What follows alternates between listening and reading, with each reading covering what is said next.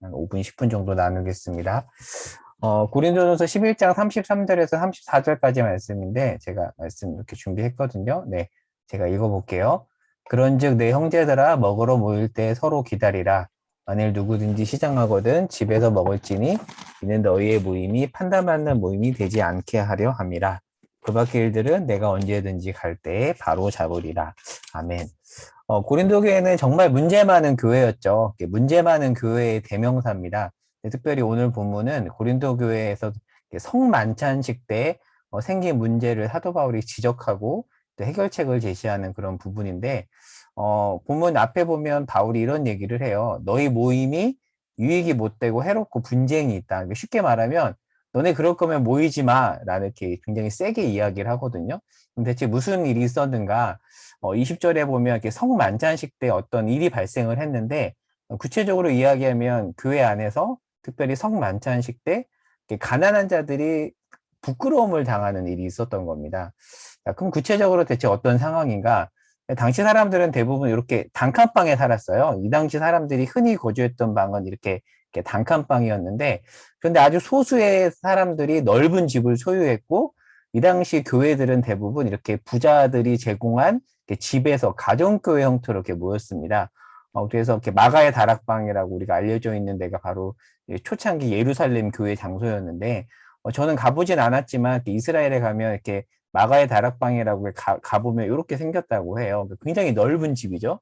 그래서 승천 이후에 이 자리에서 120명이 모였다라는 사도행전의 기록이 있습니다. 그러니까 고린도 교회도 아마 이렇게 부자가 제공한 어떤 넓은 집에서 이렇게 사람들이 모여서 예배도 드리고 성만찬도 나눴을 텐데, 자, 그럼 어떤 문제가 있었는가? 이제 성만찬에 대해서 간단하게 설명을 하면, 사실 오늘날 성만찬은 되게 축소됐지만 초대교회에서는 거의 매주 시행됐거든요. 왜냐하면 보통 이게 설교를 들리는 말씀이라고 하면 성만찬은 보이는 말씀이라고 하거든요.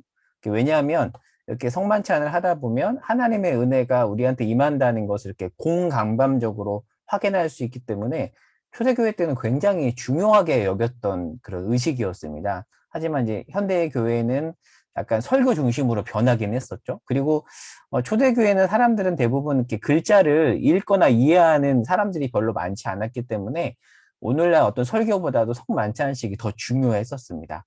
그래서 성만찬식을 매주 거행을 했고, 그리고 또 오늘날하고 좀 다르게 성만찬식을 하고 나면 항상 이렇게 교인들끼리 빵과 포도주만 이렇게 먹고 끝나는 것이 아니라 여러 가지 식사를 나눴다고 해요. 그래서 각자 집에서 가져온 음식들을 나누는 일들이 이렇게 교회 안에 이런 식으로 있었습니다. 사실 이 그림은 조금 잘못된 게 원래 이 당시 사람들은 식사를 이렇게 누워서 했다고 하죠. 그런 글 보신 적 있으시나요? 트리클리니움이라고 해서 이렇게 디귿자 형태에서 이렇게 누워서 식사를 했는데 여기서 이렇게 앉아서 한 것처럼 이렇게 오늘날 우리가 식사하는 장면처럼 이렇게 그림을 그렸는데 이렇게 누워서 이렇게 식탁 교제를 나누는 게 이 당시 사람들의 관행이었습니다. 자, 그럼 본문을 통해서 좀 더 보면 바울이 그럴 거면 성만찬식 하지 마라고 하는데 21절과 22절에 보면 이런 글이 있어요. 각각 자기의 만찬을 먼저 갖다 먹어서 성만찬식을 하는데 어떤 사람은 굶주리고 어떤 사람은 취했고 그 결과 교회 안에서 약간 이렇게 가난한 자들이 교회에 왔는데 약간 자기 스스로 교회에 와서 나 비참한데 이런 느낌을 갖게 되는 일이 있었다라는 거죠. 자, 근데 이 말씀을 이해하기 위해서 조금 당시 배경을 더 봐야 되는데 이 당시 이렇게 넓은 집을 교회로 제공했던 사람들의 집의 구조를 보면 이제 보통 이런 식으로 돼 있었다라고 해요. 그래서 보통 이 로마 사람들은 부자들은 이렇게 넓은 자리에서 식사를 하고 다른 사람들은 이렇게 작은 방에서 식사하는 식으로 이렇게 식사 문화가 이어졌는데 이제 그런 식의 문화가 이제 교회 안에 성만찬식 이후의 식사에도 그대로 이렇게 왔다라는 거죠. 그러면서 이제 어떤 일이 벌어졌냐 이거를 유진 피터슨의 메시지 성경이 아주 실감나게 번역을 해서 제가 그대로 가져왔어요. 유진 피터슨의 메시지 성경 부분 한번 쭉 읽어볼게요. 여러분은 예배를 드리러 와서도 서로 갈라진 채 있다고 하더군요. 한 자리에 모여서 주님의 만찬을 나누기는커녕 오히려 밖에서 많은 음식을 가져와 아주 유진 피터슨이 세게 번역을 했죠. 돼지처럼 먹는다고 하더군요.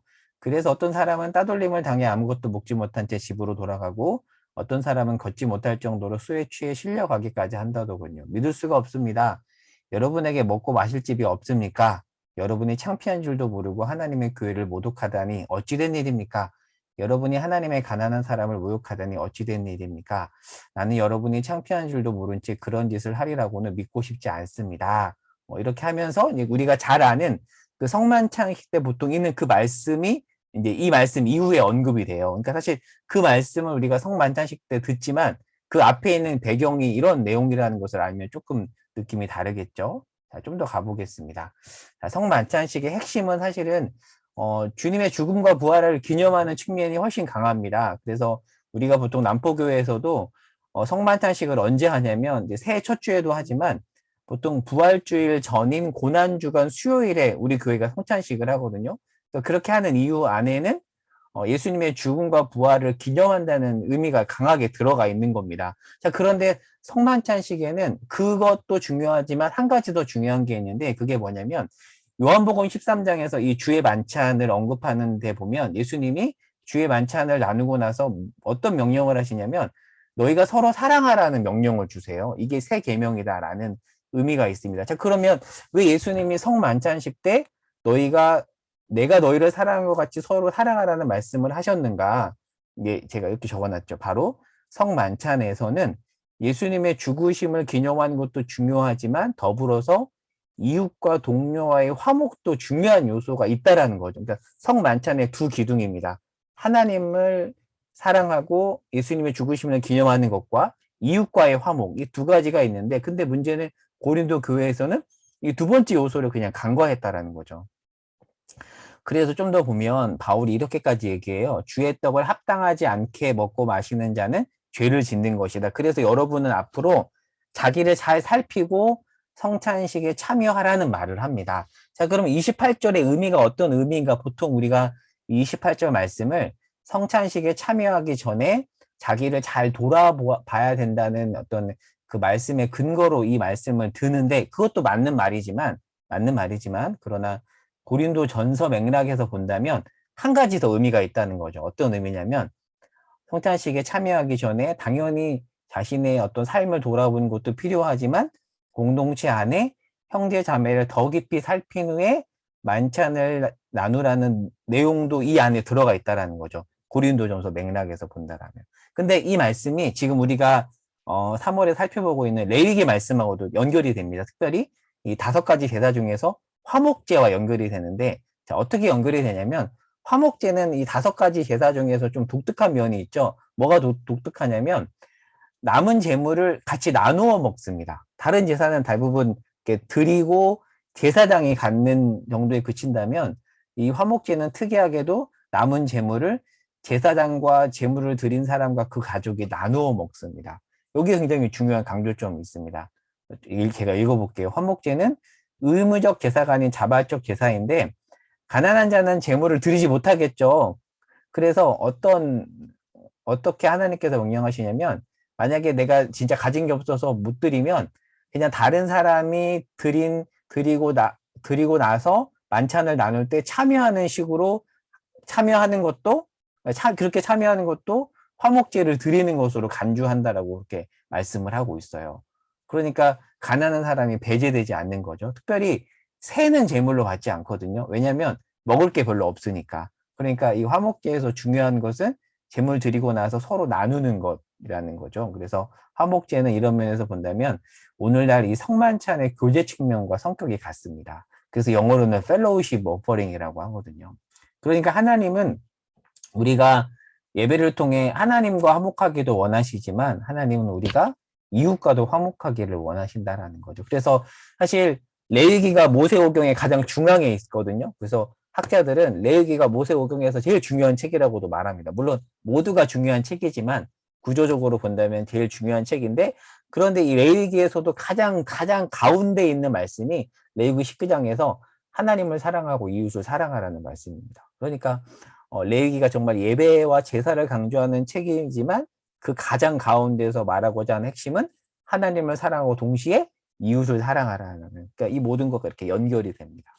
그래서 이 성만찬과 이 화목제가 이런 식으로 연결이 된다라는 거 한번 쭉 설명을 해봤고요. 물론 제한 사항이 있습니다. 교제가 중요하죠. 근데 절제 없는 교재가 있을 수 있습니다. 그래서 화목제 같은 경우에서도 제한사항을 둬요. 어떤 제한사항을 두냐면 피는 먹지 말라라는 그런 제한사항을 둡니다. 그리고 제사장의 목과 나눌 것도 구분되어 있습니다. 왜 이렇게 제한사항을 뒀는가? 교재가 중요하지만 또 지나치게 교재에만 초점을 두면 이렇게 어지러워질 수 있잖아요. 그래서 질서 없는 교재는 오히려 이웃을 사랑하는 수단이 되지 않고 해칠 수가 있다라는 겁니다. 사실 그것을 고린도 교회가 반면교사로 우리에게 잘 보여주고 있는 것이죠. 정림이 적용입니다. 이렇게 간단하게 한번 적용을 해볼게요. 코로나 3년째 세가 정부를 맡게 됐습니다. 대면하면서 예전처럼 활발하게 우리가 신앙생활을 하기 어렵지만 하지만 올 한 해 무엇보다도 우리가 하나님과 화목하기 위해서 애썼으면 좋겠습니다. 이게 첫 번째 우리 올 한 해 공동체의 목표이고요. 그리고 두 번째는 화목제가 말해주듯 우리가 비록 비대면 상황이지만 그래도 제한된 상황 속에서 신앙 안에서의 참다운 교제도 많이 누리면 좋겠습니다. 그래서 하나님과의 화목과 이웃과의 화목을 제한적 상황이지만 모두 풍성히 누리는 그런 한 해가 됐으면 좋겠고요. 좀 말씀을 준비하다가 한번 2020년 코로나 터지자마자 사진을 한번 찾아봤더니 이 사진이 있더라고요. 우리가 이렇게 줌으로 모였었잖아요. 실제로 보이긴 어렵지만 이렇게 우리가 모이기에 애썼었고 또 이렇게 방역 상황이 괜찮았을 때는 이렇게 번개로 모이기도 했었죠. 또 이런 교제도 우리가 올해 많이 가졌으면 좋겠습니다. 저희가 26일 토요일 오후 2시에 임원들이 2시간 넘게 온라인으로 모여서 계획도 세우고 기도도 하고 했었거든요. 그래서 보지 못했던 가정들을 더 돌아보고 홈커밍 데이도 한번 해보자고 하고 또 온라인이지만 한번 자매들끼리도 한번 모여보자 이런 계획도 해봤습니다. 아이들은 아빠한테 맡기고 그리고 부부 세미나나 자녀 양육 세미나 같은 것도 계획해보고 좀 소그룹으로 더 끈끈하게 모일 수 있는 방안도 한번 생각을 해봤습니다. 이 모든 계획의 초점은 결국 오늘 나눈 것과 같은 하나님과의 화목, 이웃과의 화목입니다. 그래서 임원들이 이렇게 2시간 넘게 모였어요. 사실 저희는 온라인으로 하도 많이 모여서 이제 2시간 이상 이렇게 온라인으로 모이는 것도 괜찮더라고요. 네. 뭐 저는 하여튼 괜찮더라고요. 다른 분들은 어땠을지 모르겠지만 하여튼 열심히 모여서 같이 의논하고 또 서로 삶도 나누고 아주 좋은 시간을 보냈었습니다. 그래서 마지막으로 이렇게 해서 오늘 말씀을 마무리하면서 기도 부탁을 좀 하려고 해요. 같이 하신 분들의 첫 번째는 섬기는 저를 위해서 여러분이 정말 열심히 기도해 주시기를 부탁드리겠습니다. 제가 무엇보다도 하나님을 더 깊이 사랑하고 또 부서원들을 말씀 안에서 진리 안에서 잘 돌볼 수 있도록 이렇게 돌아볼 수 있도록 저를 위해서 생각날 때마다 기도해 주시고요. 그리고 또 임원들 바쁜 와중에 다 섬기시거든요. 우리 또 회장 맡으신 오리온 집사님 이렇게 굉장히 바쁜 셀러리맨이신데 또 아이들도 키우시고 이렇게 바쁜 와중에 섬기는데 정말 하나님이 주시는 힘과 지혜를 가지고 잘 섬기고 또 임원들의 섬김을 통해서 사랑이 흘러가도록 우리 정환 형제님도 곧 있으면 또 아기가 나오거든요. 네, 그런 와중에 또 섬기기로 하셨는데 하나님이 은혜 주시도록 또 우리 임원들을 위해서도 열심히 기도해 주시고 올 한 해 정말 특별한 은혜를 모두 경험할 수 있었으면 좋겠습니다. 그래서 더 깊은 교제를 나누고 기쁨과 은혜가 충만한 그런 한 해가 될 수 있으면 좋겠습니다. 그래서 이것을 위해서 또 기도해 주시고 그리고 단톡방에 있지만 또 이렇게 자주 못 보는 가정들 저도 잘 돌보고 또 돌아보고 또 만나기도 하고 또 그렇게 하려고 하니까요. 또 기도해 주시고 또 같이 힘써 주시면 좋겠습니다. 그래서 오늘 말씀 여기까지 하고요. 오늘은 첫째 주여서 간단하게 나눴고 또 이후 순서 어떻게 진행되는지 나누려고 하는데요. 일단 녹화를 중지하고 제가